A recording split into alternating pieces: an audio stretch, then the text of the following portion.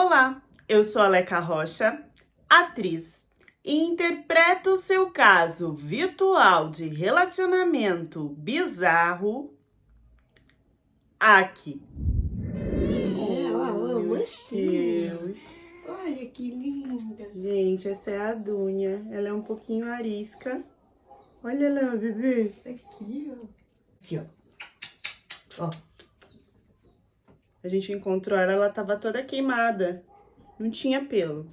Então ela ainda é meio arisca, né, filha? Foi assim que ela chegou pra mim, gente. Eu achava que ela não tinha pelo. As patinhas. patas Tava dela. assim. Só que a Sibeli falou, Olha as patas Agora ela dela. tá assim. E Dunya quer dizer mundo em turco. Era na época que eu tava na fase da Turquia. Ela é a única que tem um nome turco aqui em casa. Rafaela, idade 39 anos, personal trainer. Por que o meu desejo de ir para os Estados Unidos? Simplesmente porque eu estava devendo até as calças aqui no Brasil. A minha jornada no Brasil começou do jeito certo. Eu fui atrás dos meus sonhos. Eu sempre quis me formar em educação física e virar uma personal renomada que vivesse através dos seus horários, com muitos alunos. E eu corri atrás disso. Eu comecei como professora de educação física, depois parti para a parte de academia, comecei a fazer conteúdo na internet, tentar vender aulas e fui conquistando, sim, os meus clientes. Só que a coisa não andou do jeito que eu achei que iria andar, e quando eu vi, eu tava devendo muito mais do que eu tava recebendo. Não tava todo de ruim, eu tinha nutricionista, eu tinha quem cuidasse da minha saúde, isso por permuta até a questão dos suplementos. Eu acreditava nisso, né? Eu tinha que ter uma boa imagem para que as pessoas quisessem fazer aula comigo. Então eu trabalhava em cima disso, mas na vida real mesmo, ali fora da internet, eu tava vivendo só de ouvir água. E o motivo de tudo isso tinha um nome. Se chamava Adolfo. Foi o cara que eu escolhi para ser o homem, o parceiro da minha vida, mas que eu acabei carregando nas costas. Ele era bodybuilder, musculosão, todo poderoso, na frente das pessoas, mas era um homem disfuncional. Eu conheci ele na época que eu saía pra balada rave, né? Eu tinha uma conhecida, não era amiga, era tipo colega, que quando dava a gente, você vai, eu vou, pra gente não ficar sozinha na balada, né? Eu não compartilhava nada da minha vida pra ela e nem ela da vida dela pra mim. E nessa balada que a gente tava junto, ele olhou primeiro pra ela, se comunicou com ela e ficou com ela na minha frente. Ou seja, ele tinha escolhido primeiro a magrinha lá, né, do cabelão pá. Eu não tinha o corpo tão formado de corpo de academia, né, como foi depois. E eu fiquei de vela mesmo. E ele ficava desfilando com ela, né, e eu do lado, tal. Nessa balada, ele fez uma coisa que eu já devia ter levado como uma red flag. Um cara passou e falou, né, com essa minha colega, ele tava ficando com ela, e ele deu um soco. Tinha uma parte da balada que a parede era de vidro. Ele deu um soco de raiva, machucou toda a mão. Ele parecia o Thor, sabe? Tinha aquele rabão de cavalo, mas era uma mistura de Thor com o Johnny Bravo. Não sei se vocês já assistiram aquele 1, 2, 3, que tipo se acha, né? O fortão. Já deu pra vocês criarem a imagem da pessoa, né? Era um dengo nessa balada. Porque eu vou te apresentar pra minha família, porque você é a mulher da minha vida, porque esse cabelo e não sei o quê. E ele apresentou mesmo para a família, mas em 2 semanas essa coisa não engrenou. Depois disso, eu tive algumas discussões com essa minha colega sobre opiniões, não tinha nada a ver com ele. E a gente se distanciou, e depois de 1 mês, esse mesmo cara veio me dar oi. E eu, com a autoestima bem baixa, né, com falta de amor próprio total, aceitei começar a conversar com ele e o pedido dele pra gente se encontrar. A gente começou a ficar. não casamos, mas resolvemos morar juntos. Ele exigia tudo, mas não fazia nada. Então, o suplemento dele não era parceria, porque ele não tinha corrido atrás. Queria que eu pagasse. As comidas que ele tinha que comer lá para ficar grandão não eram das mais baratas. As coisas que ele injetava para crescer também não. Ele queria a melhor casa, as melhores roupas de treino, a melhor academia, o carro dele que tinha que ser diferente do meu. Tudo isso foi criando empréstimo em cima de empréstimo e virando uma bola de neve. Não contando as viagens que ele queria fazer. Ou seja, eu tinha dinheiro, eu tinha condição de fazer empréstimo, só que tudo isso foi feito para ele. Eu dava o melhor para ele e ficava com o pior para mim, que o que sobrava era ovo e água. Ou seja, não sobrava tempo para eu cuidar das minhas coisas, para eu investir em mim. Não se tinha dinheiro, mas eu tinha que estar sempre trabalhando. Enfim, se não bastasse só isso, eu descobri que ele estava ficando novamente com aquela minha colega. Isso porque a gente tinha assumido o namoro, a gente estava morando junto. Isso foi um baque muito grande para mim, porque além de eu não ter nada, ele ainda não me respeitava como mulher, como parceira. Eu tava por aqui, com tudo que eu tava vivendo no Brasil, e comecei a pesquisar sobre outros lugares para migrar. E o primeiro que veio na minha cabeça foi os Estados Unidos, Miami, Flórida, porque eu vi que lá tinha uma quantidade de pessoas que gostava muito dessa coisa de cultuar o corpo, de personal, que os caras lá ganhavam muito dinheiro com isso. Até comecei a conversar com uma amiga brasileira que me disse, olha, esse ramo aqui não tem como você perder dinheiro. Se você vier para cá, você vai zerar a sua vida, né? Novo lugar, novas pessoas, você vai conseguir dinheiro para pagar o que você tá devendo aí. E você vai ficar por aqui, você nem vai querer voltar mais. A minha raiva era maior ainda, porque não fazia nem uma semana que eu tinha dado um celular para ele de última geração. Super caro, né? Tinha pagado o tratamento dele do coração, porque ele começou a injetar muito para ficar gigante, ele começou a ter problema no coração. Então vocês imaginam essa parte da saúde, se não for pelo SUS, a grana que fica. E eu lá bancando tudo do bonito, né? Pra esquecer tudo isso, eu taquei a cara e mudar de vida. Então, comecei a ver a coisa do visto, que eu morria de medo de não conseguir, porque eu tinha uma idade que as pessoas queriam ir pra lá morar e eu não tinha casa própria, não tinha filhos, não tava estudando, eu não tinha nenhum vínculo forte, né, que eles entendessem que eu queria, que eu iria voltar pro Brasil. Então, tinha medo de o visto dar errado, mas aí também dava pra tirar o visto de trabalho, só que eu não entendia muito bem se já tinha que ter um trabalho lá. Fiquei totalmente perdida sobre isso, comecei a procurar sobre. O meu inglês era muito básico, então eu não saberia termos técnicos da minha profissão. Eu comecei a estudar esses termos técnicos para poder falar com o aluno, mas isso não quer dizer que eu tinha um inglês fluente, que eu entenderia tudo. Mesmo assim, eu acordava com o Adolfo na cabeça, eu ia dormir com o Adolfo na cabeça. Eu parava de correr atrás das minhas coisas, ficava paralisada no dia pensando em tudo que eu tinha vivido. Eu comecei a perceber que talvez eu entrasse numa paranoia, até mesmo numa depressão, e eu não queria. E aí eu resolvi entrar num aplicativo de relacionamento para conversar com outras pessoas para esquecer esse bonito. E eu conversava, varava a noite conversando, porque era a noite que eu ia varar pensando nele. Sim, eu era dependente emocional. O meu objetivo no aplicativo não era arrumar alguém para casar. Era mesmo tentar esquecer, assim, de ficar conversando só. Até porque eu não ia ficar no Brasil, não tinha por que eu encontrar ninguém aqui para ter um relacionamento sério. O papo que mais durou foi com um tal de Özcan, um turco.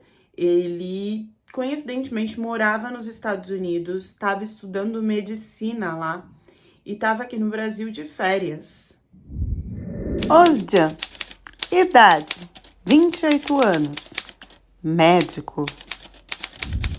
Era muito focado, porque medicina nos Estados Unidos são anos e anos de estágio, residência. E ele, como imigrante, era 50 vezes mais difícil. Ele abriu para mim, né, do preconceito, das dificuldades que até ele passou para chegar lá, né, para conseguir ficar lá nos Estados Unidos, esse assunto me interessava muito, porque era uma coisa que eu tava pensando em iniciar. Ele era mais novo que eu, mas muito mais maduro, focado, determinado, tanto que eu nem acreditei na idade dele quando ele falou. Nesse primeiro dia de conversa, ele já quis fazer chamada de vídeo, já pegou os meus contatos para isso. Eu não sabia, eu falei para vocês, eu não sabia o inglês, né? Então a gente conversava pelo Google Tradutor, e eu fiquei com outro celular tentando traduzir. Quando fui na chamada de vídeo, foi uma loucura. Mas eu prestei bastante atenção, assim, primeiro que ele já se interessou muito em olhar olho no olho, né, pelo vídeo, então a gente se encontrar, afinal ele tava na mesma região do Brasil que eu. Depois, quando ele ligou a câmera, ele tava, não deu pra não perceber, ele era bem fortinho, e ele usava camisa social branca, bem colada, assim, sabe, marcando o tríceps, a barba muito bem desenhada, o cabelo dele era um topetão, sei lá quanto de gel que ia para manter aquilo duro ali no lugar. A camisa parecia que tinha sido costurada no tamanho dele, de tão bem que caía. A gente via que era de uma marca muito fina, o lugar que ele tava também. A imagem dele era realmente de um cara que estudava medicina ou até, sei lá, direito, alguma coisa assim. A camisa dele era tão impecável, assim, de branca, que chegava a doer o olho, assim, de tão limpa, tão iluminada que era. Tinha uns relógios, uns ouros. Sabe aquele cara que passa uma imagem de limpeza, de sofisticação? Era ele. Ali eu entendi que eu tava conversando com um homem bem-sucedido. Ele que marcou o primeiro encontro e eu não precisei fazer nada. Ele que resolveu tudo. O lugar era um lugar super sofisticado. Eu tive até que comprar vestido porque eu não tinha roupa para essa situação. Aconteceu uma coisa, mais ou menos umas horas antes do dia da gente se encontrar. Ele mandou assim: me dá seu endereço, que horas que eu posso mandar o táxi passar aí? Uau! Bom, explodiu assim, né? Os fogos de artifício na minha cabeça, porque nenhum homem nunca, tipo, homem com carro não quer te buscar, quanto mais mandar um táxi.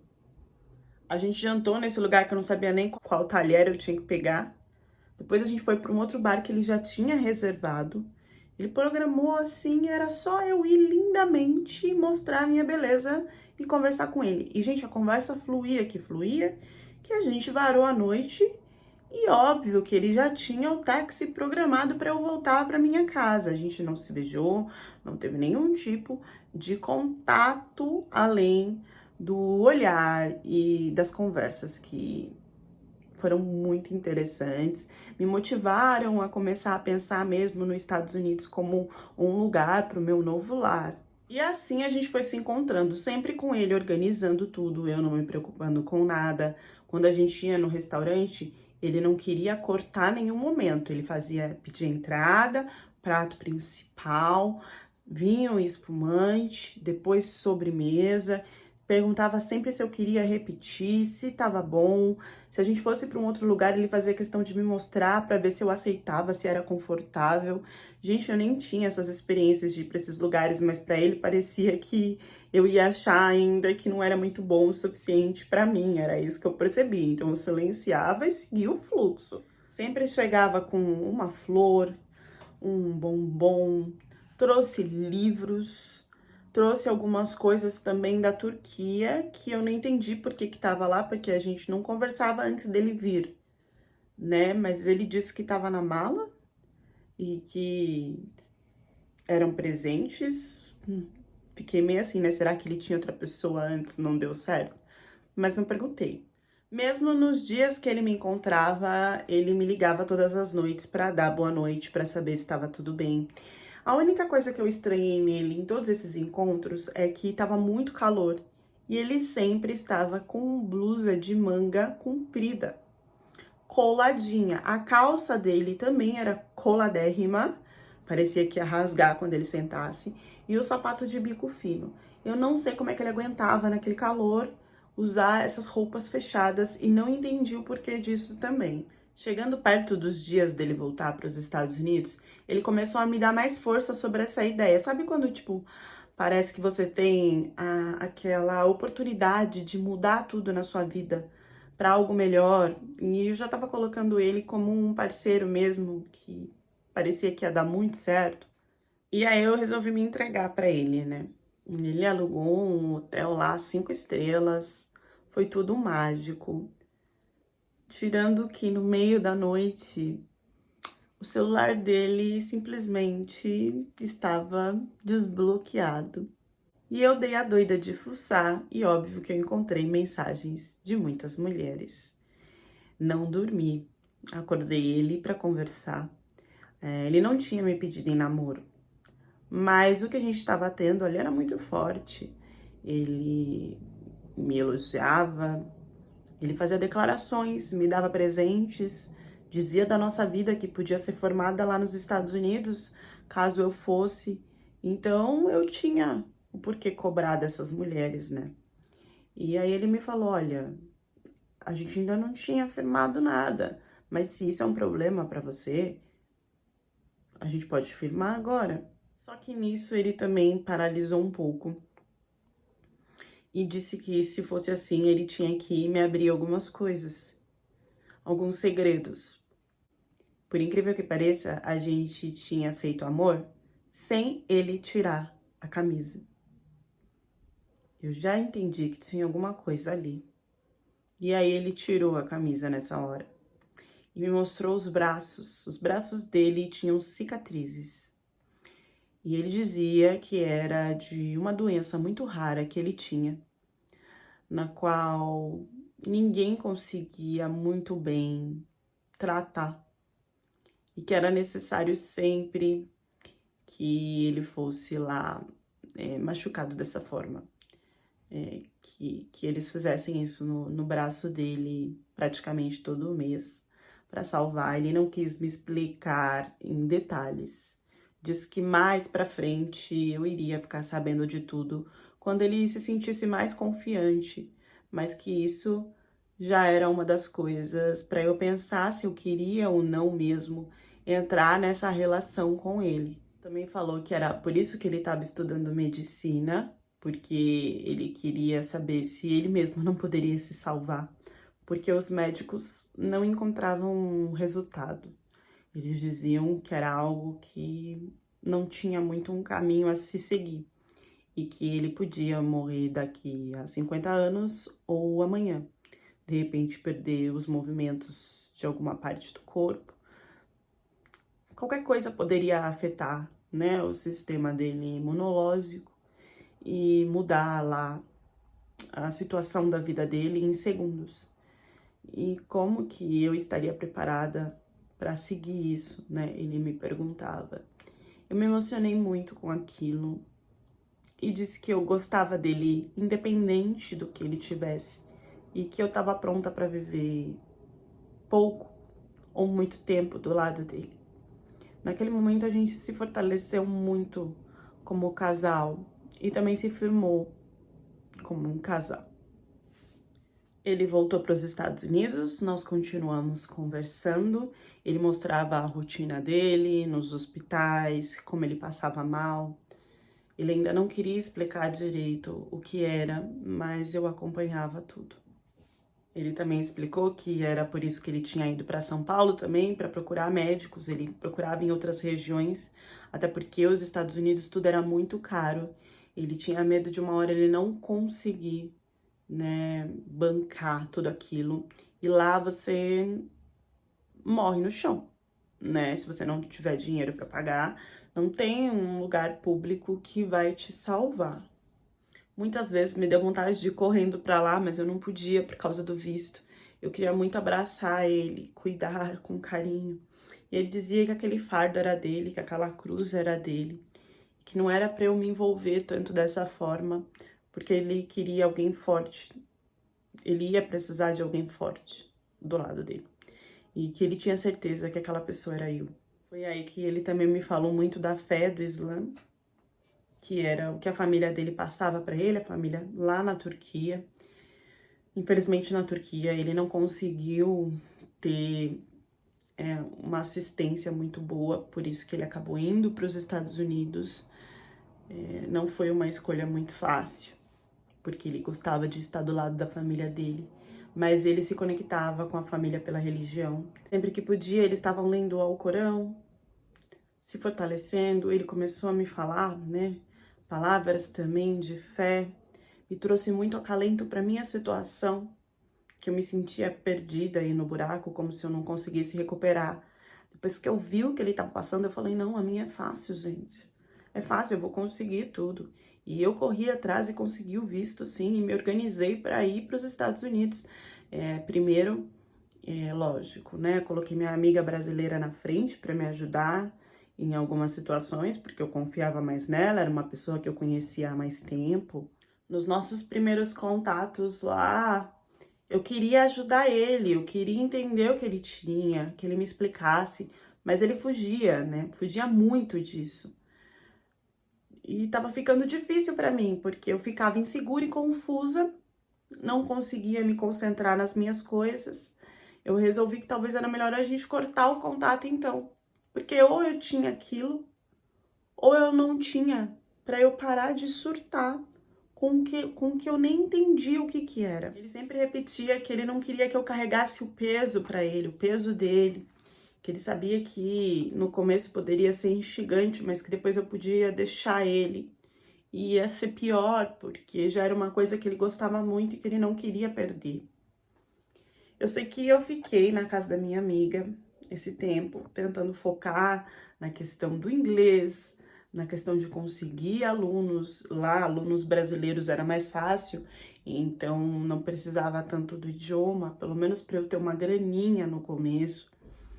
E tava tudo muito difícil porque eu sentia muita falta dele, muita falta. Tudo me lembrava ele.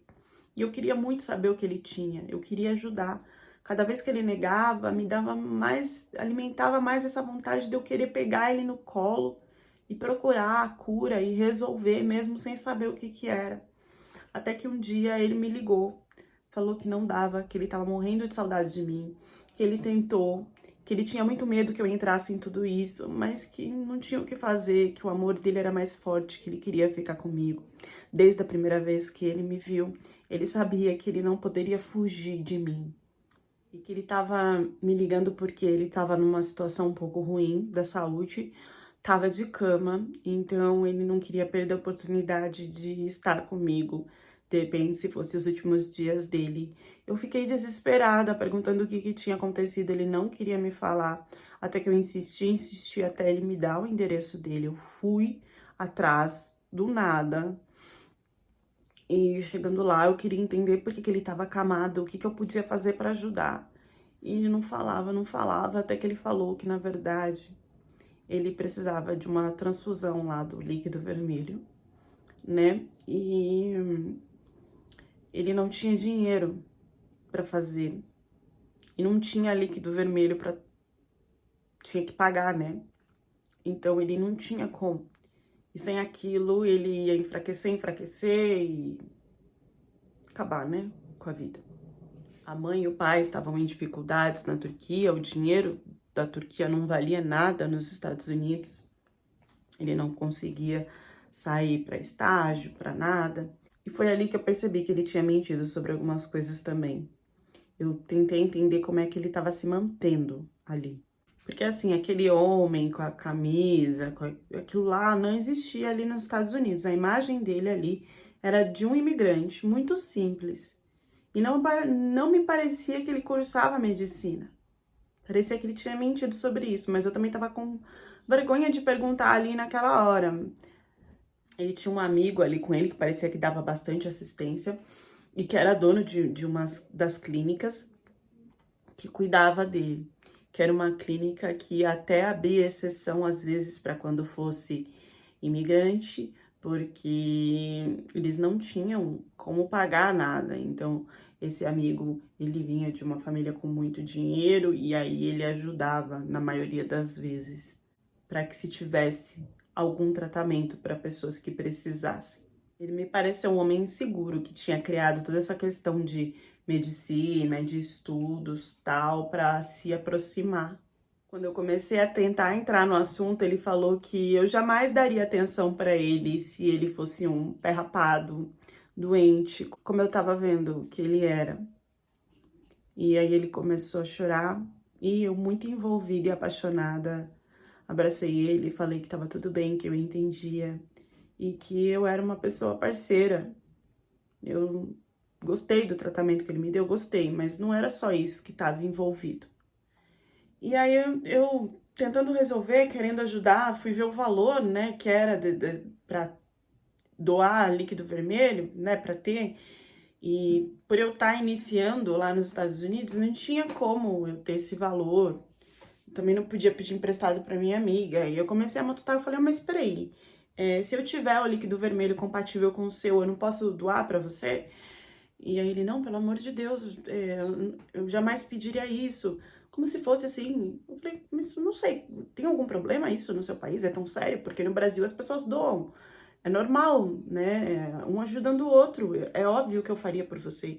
E não. E eu falei, não, eu vou. Ele nem tinha me explicado que ele tinha. E eu fui ver se era compatível, né? Se o meu líquido vermelho era compatível com o dele. E era compatível. Ou seja, muito sinal do universo que ele tinha encontrado uma pessoa que podia ajudar ele. E por que eu não iria ajudar um cara super batalhador que eu vi ali que tava correndo atrás e não conseguia nem levantar? Eu jamais ia deixar uma pessoa naquela situação. Eu falei, não, vou sim, né? E ele ficou com os olhos marejados, conversou com um amigo dele. Um amigo dele me falou de todos os procedimentos, que eu não podia fazer nenhuma atividade muito forte, sobre alimentação, tudo que tinha que ser feito.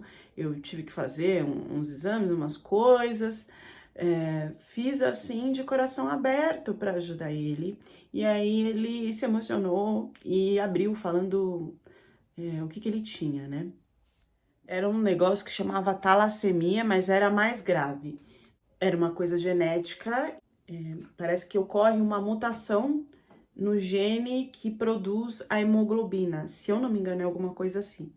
O que acontece é que a hemoglobina, ela não é produzida de forma saudável e essas hemoglobinas, elas são responsáveis pelos glóbulos vermelhos que levam a oxigenação para o corpo inteiro. Então, é como se o corpo ficasse sem oxigênio caso essas hemoglobinas não funcionem bem. Então, por isso que precisa da transfusão do líquido vermelho, para que se tenha, né, essas hemoglobinas saudáveis. Bom, depois de todos esses exames que eu consegui fazer, né, doar para ele, ele olhou nos meus olhos e me pediu em casamento.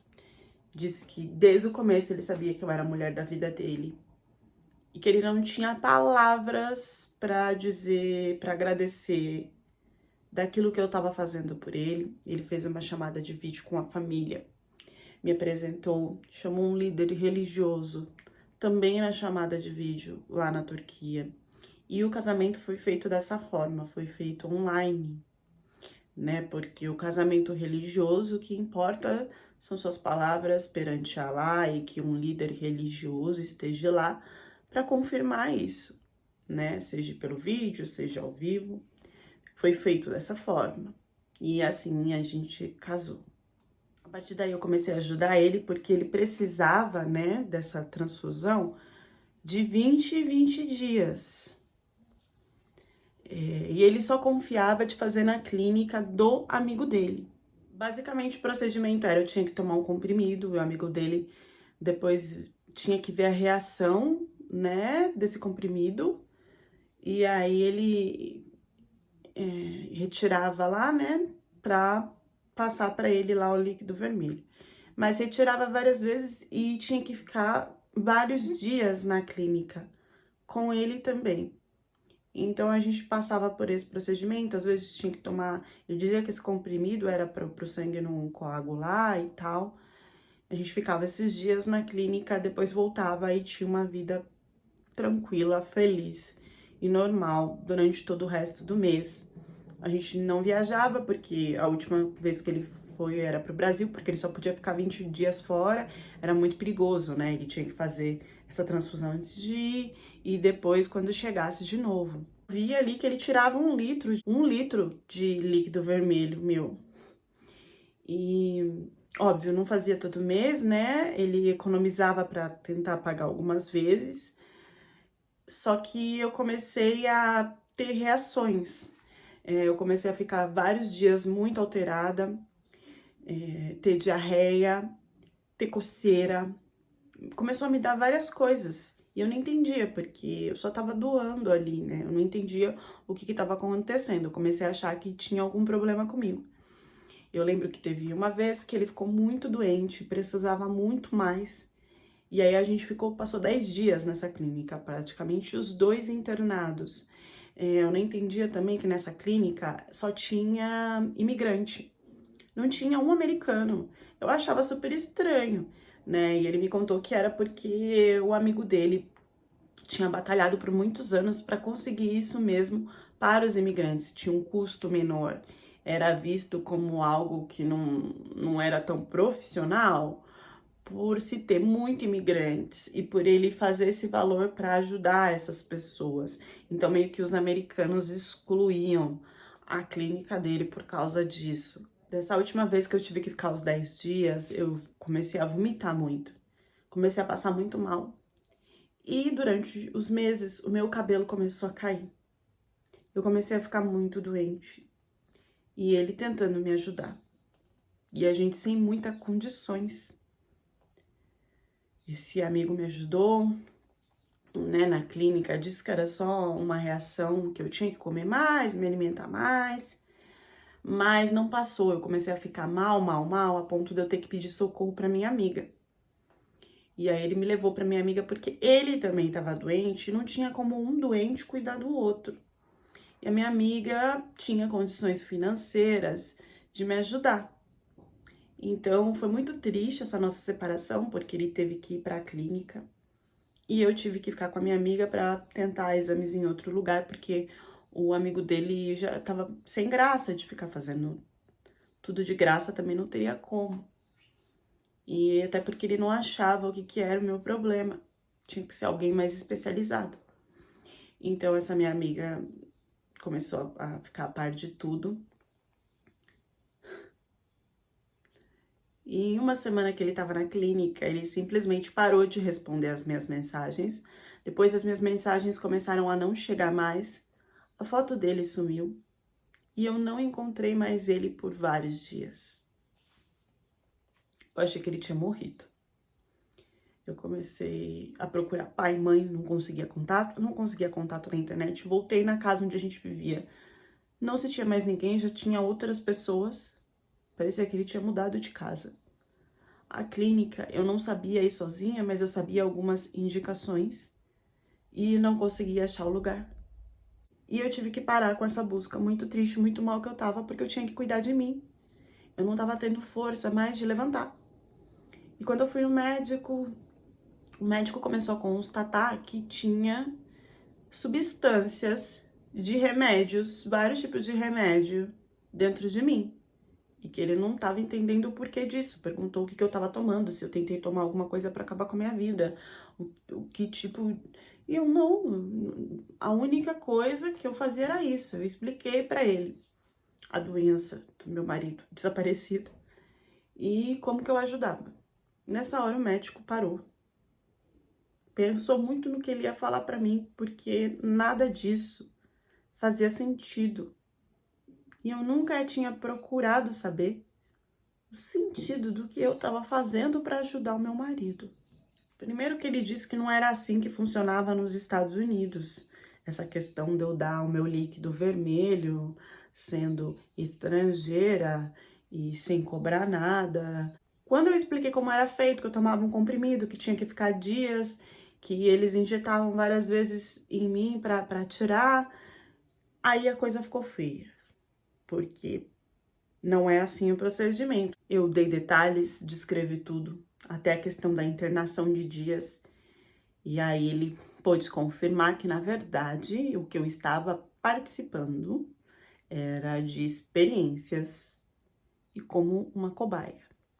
Ele disse que lá nos Estados Unidos, grupos para produzirem remédios para farmácia, eles pedem que sejam feitos testes desses remédios em pessoas para se ver a reação antes de colocar para a população usar, para ver se vai dar certo ou não.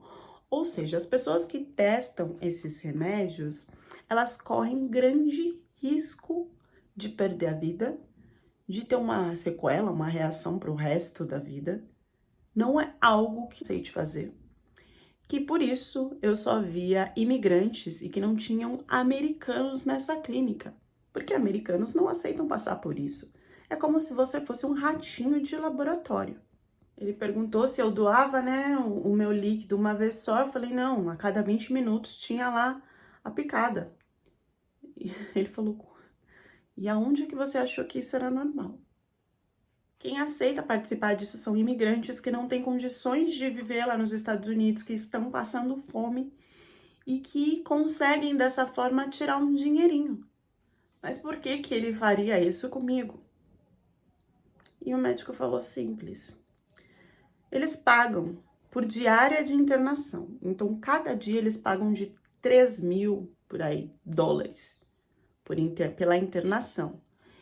E pela doação, né, para você participar, correndo risco lá de vida, né, colocando remédio em você para saber o que vai dar, o que não vai dar, eles pagam em torno de 6.000 dólares por de 15 a 20 dias. Ou seja, você disse que ficou 10 dias internada com ele, são 30.000 dólares, mais 36.000 dólares em uma única vez que você foi salvar o seu amor. Tudo isso foi dito por um médico ali da família, né, da minha amiga, do marido da minha amiga. Nessa hora, o resto de imunidade que eu tinha foi pro ralo, porque eu desacreditei do que eu tava vivendo e não sabia. E que ele ainda estava lucrando com a minha saúde, colocando a minha saúde em risco. E nesse momento eu nem sabia o que eu tinha ou não, porque eu estava totalmente enfraquecida. Eu tive que passar por baterias e baterias de exames para entender se estava tudo bem. E eu acabei adquirindo uma anemia bem forte. E reações vinham. Praticamente fiquei sem cabelo numa parte da cabeça, de tanto que caía. Eu não tinha força para correr atrás dos meus sonhos e ainda tinha sido abandonada por um cara que me usou para experiências e ainda lucrou com isso. Não me recuperei de nada que eu vivi. Mas cuido, sim, da minha saúde, porque agora se eu não cuidar, quem perde a vida sou eu. E me reergui para começar a estudar, porque se eu soubesse inglês fluente, mesmo assim eu ia ter problema com os termos técnicos e tudo que eles falavam, e às vezes até falavam em turco ou árabe. Mas agora foquei, né, em aprender o inglês. Consigo dar aula online, tenho força para levantar, para fazer as minhas atividades e para viver com um pouquinho os alunos, mas consigo viver, assim, como personal aqui. A nossa síndrome que ataca muitas mulheres, que é a síndrome da Mulher Maravilha. Nós acreditamos que quanto mais atenção nós damos para um homem, quanto mais carinho, quanto mais nós abrimos a nossa essência materna de cuidar daquele cara como um filho, de fazer tudo na saúde, na doença, mais aquele cara vai ser grato e vai ficar com a gente. Não estou falando aqui que a gente não tem que ajudar as pessoas, não tem que ajudar o companheiro. mas eu estou falando que isso tem um limite. E muitas das vezes esse limite é ultrapassado por nós. Nunca jamais nos perguntamos o que aquele homem fez por mim para eu estar me doando tanto. E quando fazemos essa pergunta, a resposta não pode ser declarações ou presentes materiais.